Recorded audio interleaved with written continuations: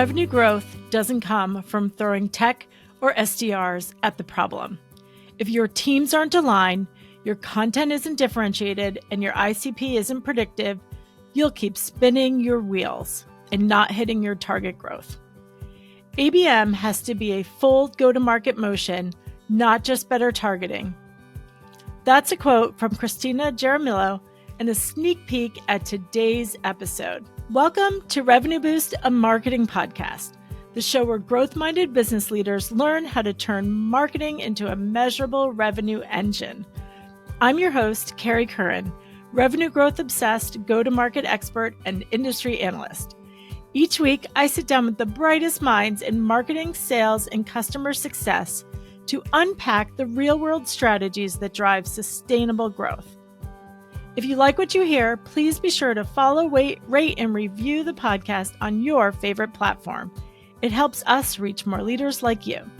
In this episode of Revenue Boost, a marketing podcast titled Beyond ABM Platforms, How Predictive ICP and GTM alignment drives revenue results, I sit down with Kristina Jaramillo, President of Personal ABM, to dive deep into the real meaning of an account-based go-to-market strategy and why tech platforms alone won't fix your revenue challenges. Today's episode is for any GTM leader who's struggling to convert good pipeline into real revenue. And if you're looking to move your target audience upstream to enterprise-level deals, Kristina brings the insight you didn't know you were missing. Be sure to stay tuned until the end of the episode for her playbook on how to grow and retain key accounts before renewal is even on the calendar. Let's go.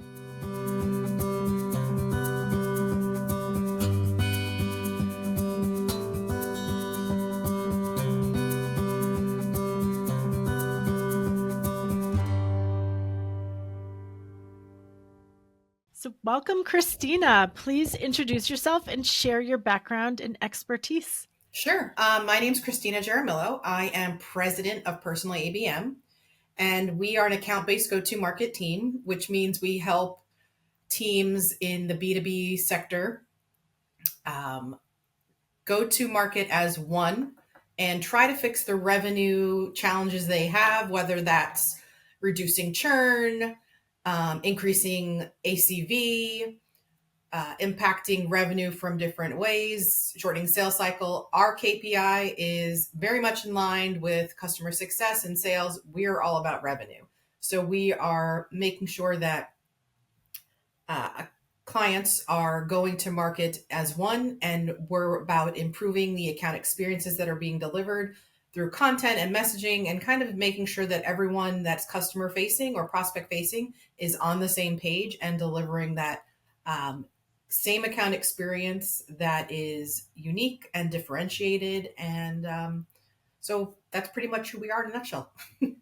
Excellent. All extremely critical for that growth driver, as you talked about. So I know you talk to a lot of executives and CMOs. Like, what are like the common themes and challenges that you're hearing when it comes to better customer acquisition and growth strategies?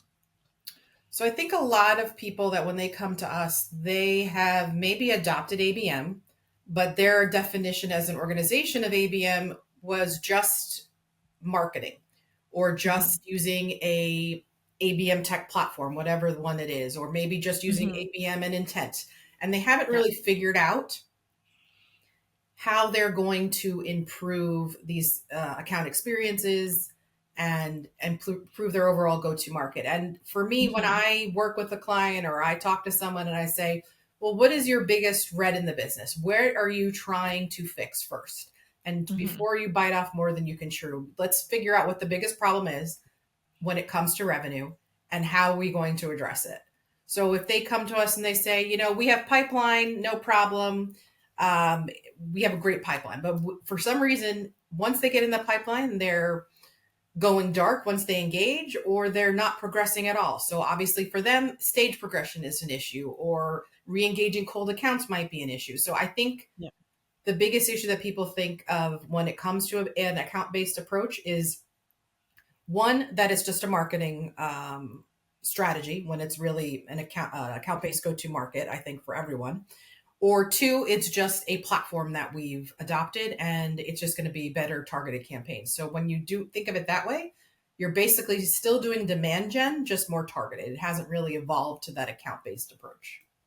Yeah, yeah. No, I hear you, and I see that as well. And so often when I would talk to B2B companies and ask about their strategy, they would say, "Oh, we just hired some more salespeople. We don't, marketing takes too long," or we just employed a new expensive tech stack or like new intent partner, whether it's demand based or Sixth Sense, and so we're good on like this strategy.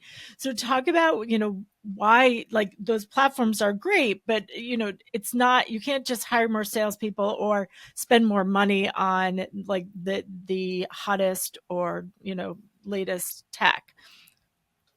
Yeah, I think people are just, or at least a lot of teams in the last couple of years, maybe not as much anymore, is they were just throwing money at the problem and thinking it Yeah, was going to be okay. So let's just get demand based, let's get Six Sense, like you said, whatever yeah, platform, or let's get a couple of yeah, them. And yeah. the problem that they're not getting the ROI they anticipated is, I think a lot of it has to do with the fact that they retrofitted an account based process on top of what they were already doing. So Right, they were right. just kind of just fitting it on top of. They weren't changing the content and the messaging to support the program so that they could engage and nurture and close and possibly even expand those right ICP accounts.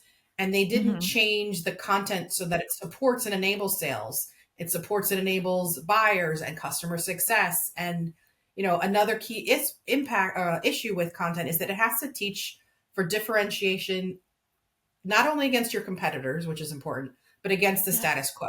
I yeah. think too often buyers get so much information that they're just like, we'll just keep doing what we're doing. So status quo is fine. But if you don't teach them that the pain of status quo is greater than the pain of switching or investing in a Hmm. new way of doing things, and then that is not going to allow your solutions to do as well as they can. And I think another thing is that a lot of people, let's say they do get demand based, they do get Sixth Sense, they're letting those platforms define what they think is their ICP, but it's really only defining a segment and Hmm. maybe customers within the segment. So the platforms help you define maybe a total relevant market with generic things like company size, revenue, industry, different generic categories like that, but they don't really Hmm. tell you if a company is even ready to adopt your kind of solution. Are they Right. mature enough to even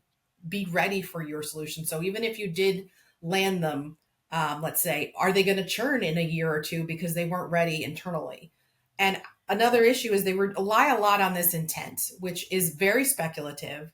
It's Hmm. time lagged. It's not predictive that an account aligns with you as an organization Hmm. strategically, they align with you operationally or even executionally. And then it also goes back to, is that account mature enough or ready to adopt your solution? Like they might Yeah. say that they are, but are they really internally? Hmm. And last thing I want to share is that go to market teams aren't really thinking about that complete account experiences. How are we going to get an account to revenue? So their Yeah. marketing itself is not thinking about how are we going to enable sales? How are we going to enable customer success teams so that they can help buyers along the journey and the customers along their life cycle? How are we as a team going to impact all these revenue KPIs? Like I said earlier, win rates, Hmm. stage progression, revenue growth. How are we going to ensure all customer facing teams or all prospect facing teams are communicating that same value, ensuring that they're receiving the same experience? So there is continuity from being a prospect to being a customer to being a long term customer. Right, right. No, and you're so spot on because it is really the holistic strategy, and to your point, the end to end of marketing all the way through customer success, lifetime value.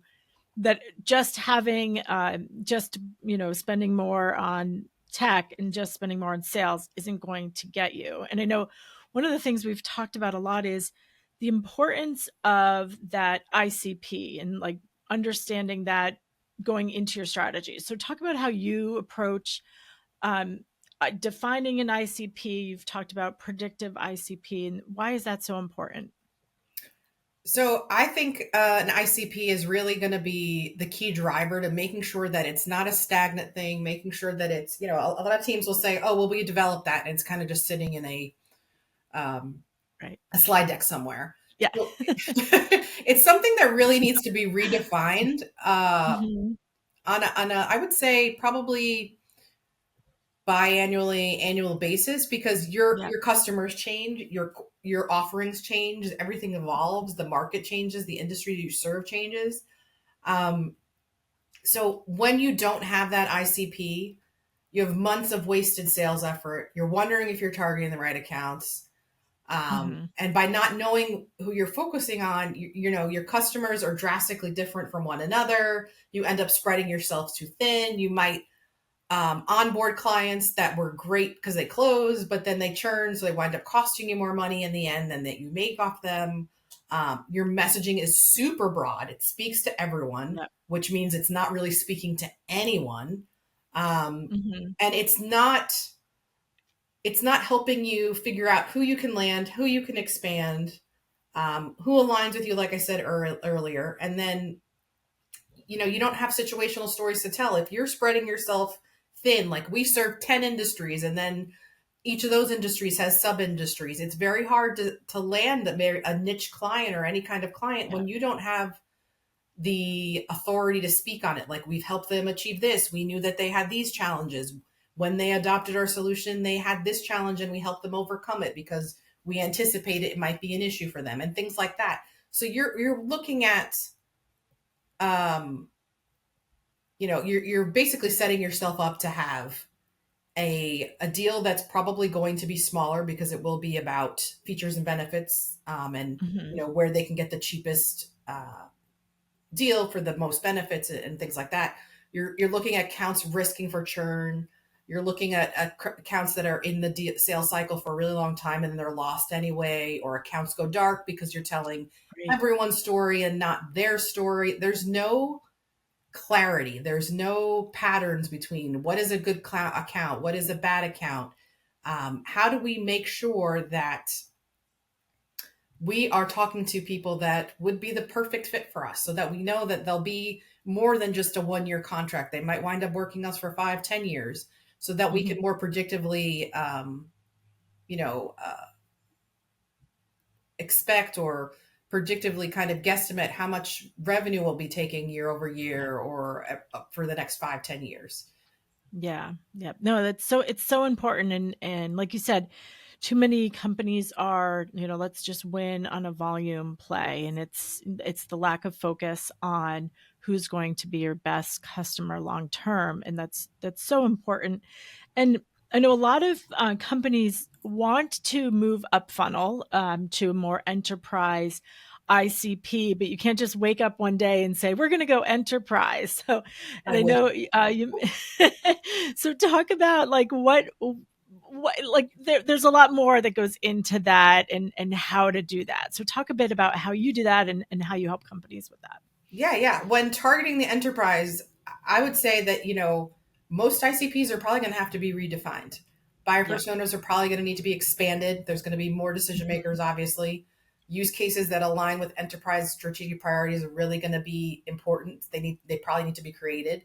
Content Yeah. needs to be designed for the specific enterprise selling conversation that you want to deliver.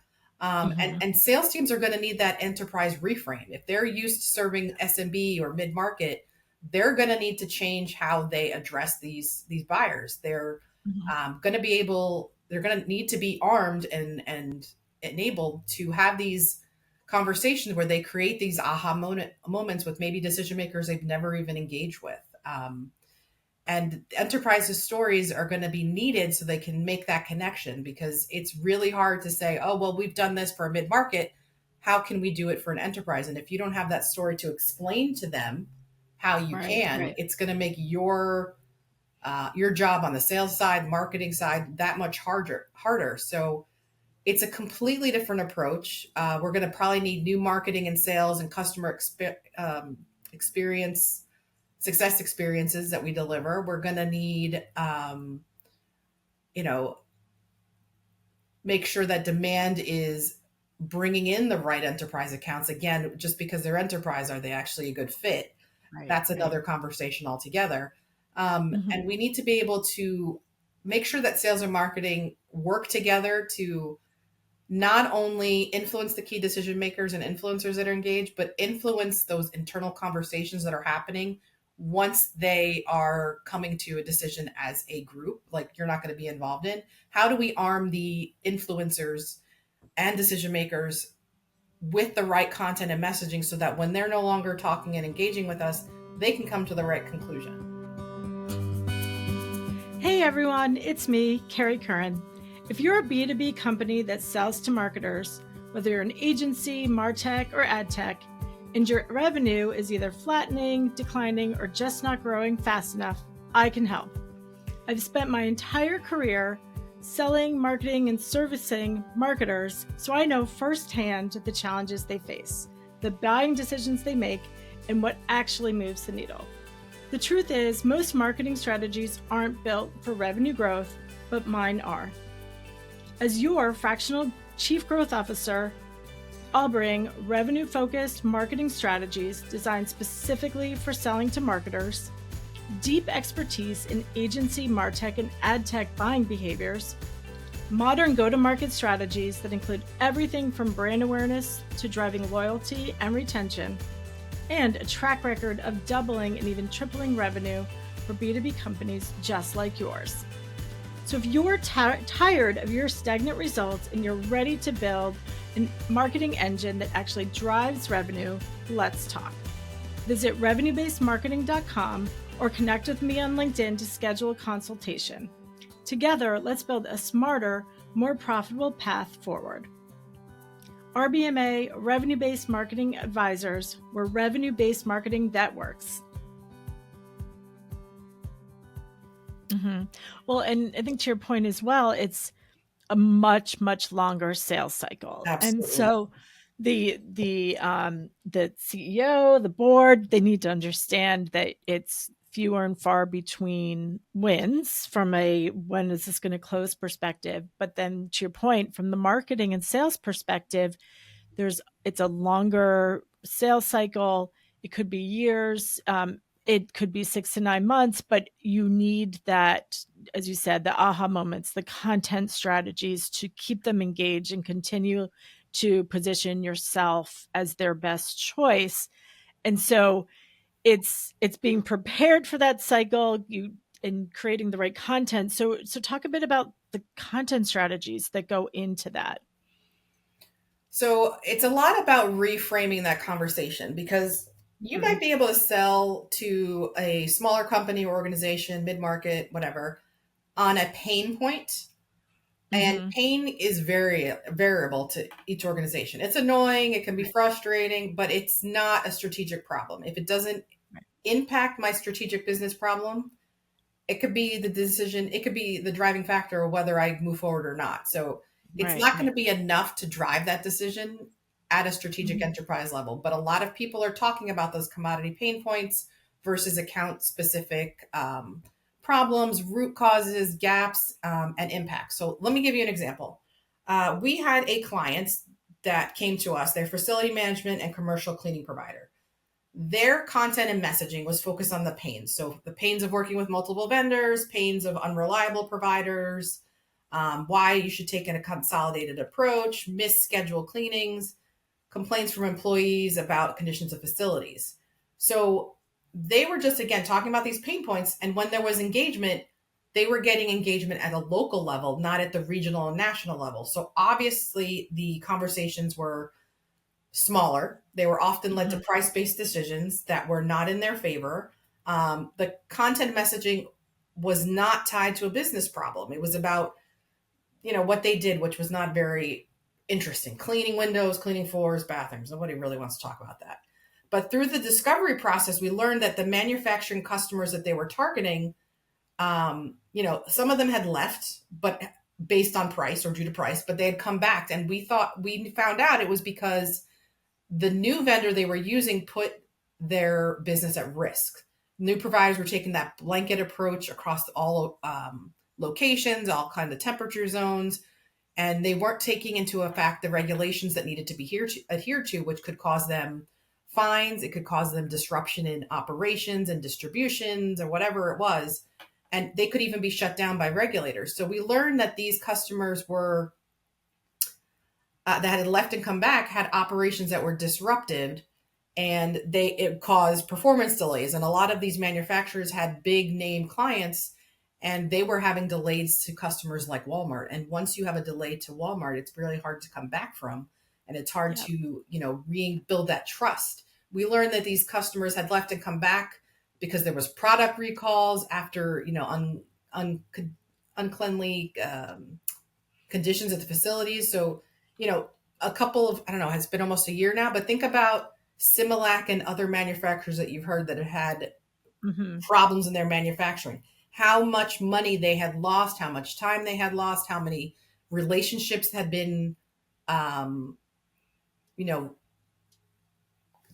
not disrepaired, but have been Yeah. put at risk because Damaged. of this. Yeah. If they had Yeah. just had these sanitation issues taken aback. So now you come from just the generic or boring cleaning the facility to you're impacting my P&L, you're impacting customers, you're impacting operations, supply chain.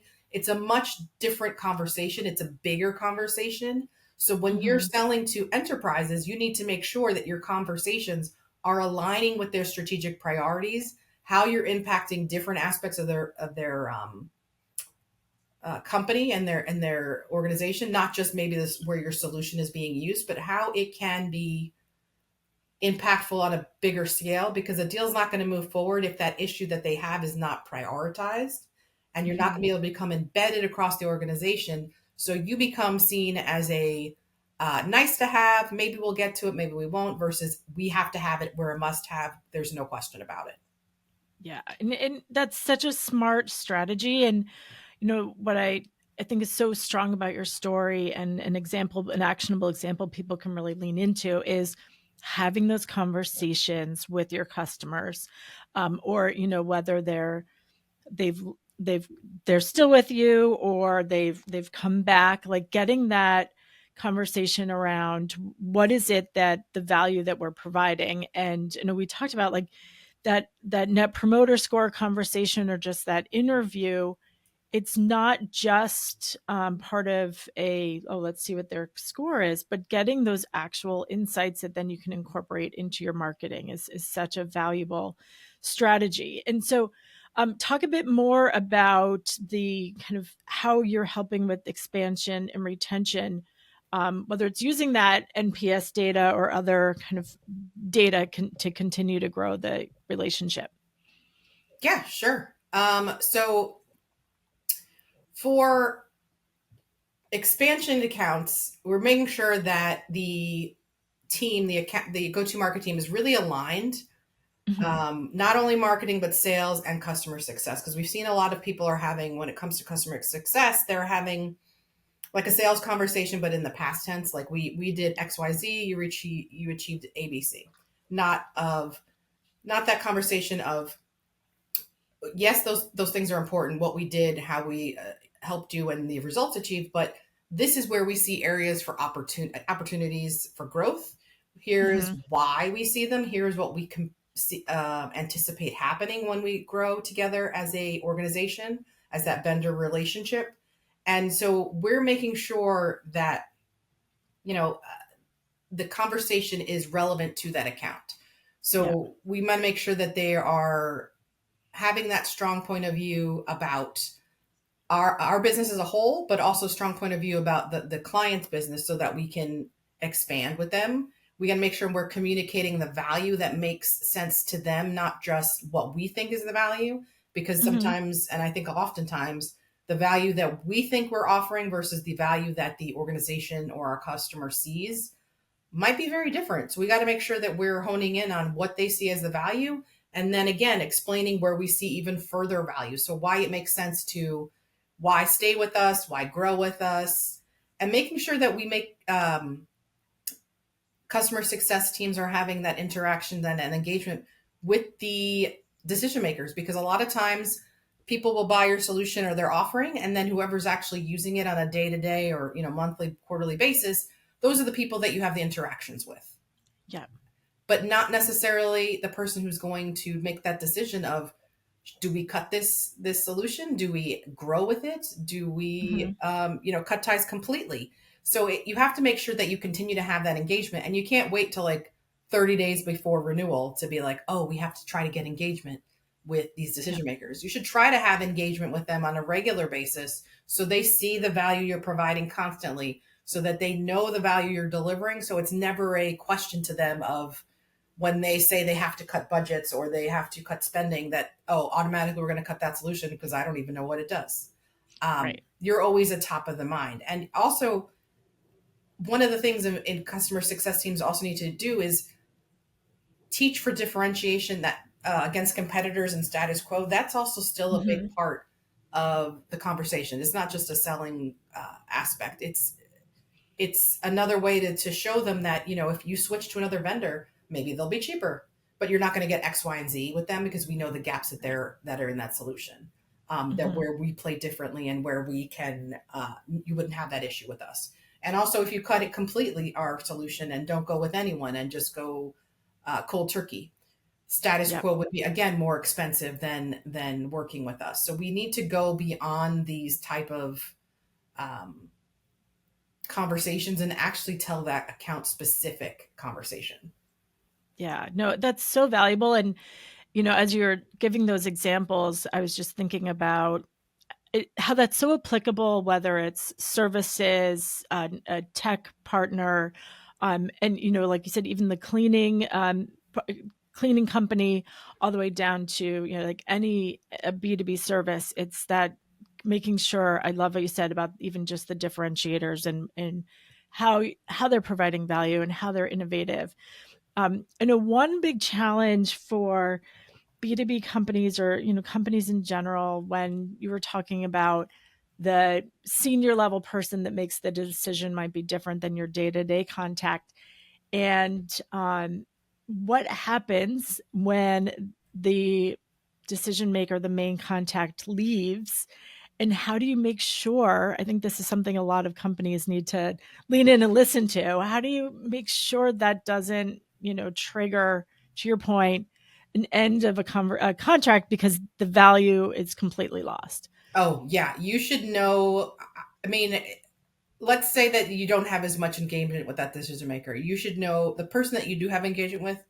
You should be able to ask them, is there a leadership change? Is there a leadership strategic focus? Like, you can ask, you should have that kind of relationship where you can ask these questions. And hopefully you're asking them often enough to know when there is a change. Say Hmm. the person that you work with an influencer or a champion, but they're not necessarily the decision maker, and they got a new boss. Yeah, You should know you within, need I to would know. say, a month or two of that happening, what's going on with that new boss, what are their goals, why were they brought in, and so that you can align with that story. Because if you don't have that kind of relationship, it's going to be that much more difficult to introduce yourself cold. Like, Hmm. you don't want to do that. You want to say, well, I was talking to so and so on your team, and I noticed that you come to that conversation with insights that your goals are XYZ, and we were here to help you achieve them. Make sure that you're almost like an open door policy with them, to make sure that they Yeah, know they want to achieve X and you can help them achieve it, and they're going to want to lean on you to make sure that they yeah, achieve what they've come into, because they have something to yeah. prove And when they're new. I like your point of getting there quickly.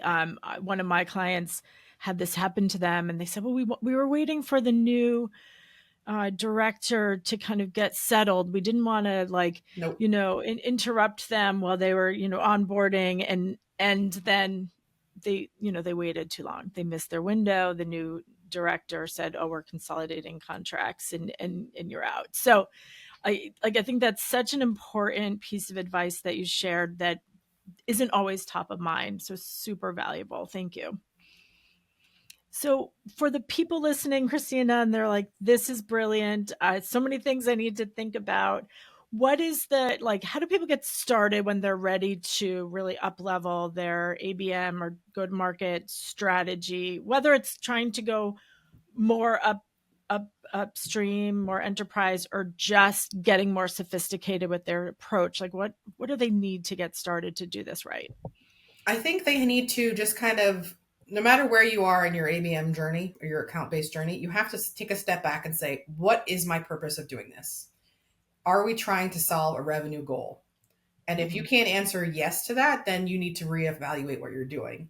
And then from there, say, what goal do we need to fix? Where are we having the biggest issue? Are we having a pipeline issue? Are we having a stage progression issue? Are we seeing a churn rate issue because maybe we are putting the wrong accounts into the pipeline initially? So then they're churning because they weren't a good fit to begin with. What revenue challenge do you want to achieve, fix or address as a team, and kind of repair, and then apply the strategies to that? I think that's something that a lot of people kind of just adopt an account-based approach because they think that they have to. And that's not necessarily the case. And they might not even be ready for it, or they might need to do it at a smaller scale. Or sometimes they're just like, okay, we're going to do ABM through a tech platform. So basically you've just bought an expensive, 6-figure tech platform to do targeted demand gen. So now your demand gen's a little tighter. You have to figure out at the end of the day, what is it that you're trying to fix? And then you can go from there. And then as you get better at, or as you've addressed that one revenue issue, then you can go on to the next and the next and the next. And then you can figure out, well, what kind of account-based strategy do we need? Do we need that more one-to-one? Can we do a one-to-few or one-to-many, or can we do a mix? So every organization is going to be different, but I've seen a lot of organizations just kind of do too much at once, when they barely have buy-in to begin with. And then you're kind of setting yourself up to fail. And then, everyone gets a bad taste in their mouth about account-based approaches and, oh, it didn't work in 30 days. We're gonna, just do something else. Hire more salespeople. Yeah. We'll put more money in it. Throw more money at it. Yeah. Get some more BDRs to start cold calling anyone. Yeah, that always works as an enterprise sale. Always. And Kristina, this is great. So how can people get in touch with you and learn more about how you can help? The best way to get in touch with me is on LinkedIn. I basically live on that as much as I do my email. A great resource is our website, which is just personalabm.com. We have monthly webinars. We have tons of articles. We even have our own podcast that you can check out as well. There are a lot of great resources, but the best way to is reach out to me on LinkedIn or email me. Excellent. And Kristina, what is the name of your podcast so people can find it? It's ABM Done Right. Excellent. Well, thank you so much. Really, your insights and advice are super valuable and actionable. So really appreciate you sharing your expertise with us today. Thank you. Thank you so much. I appreciate it. Thanks for listening to Revenue Boost, a marketing podcast. If this episode sparked ideas or helped you rethink your growth strategy, share it with a colleague who's ready to scale smarter. Subscribe on Apple Podcasts, Spotify, or wherever you listen, and leave us a review if you're finding value in the show. To learn more about how we help B2B teams apply smarter go-to-market strategies, visit revenuebasedmarketing.com. Until next time, go to market smarter, align your teams, and win with purpose.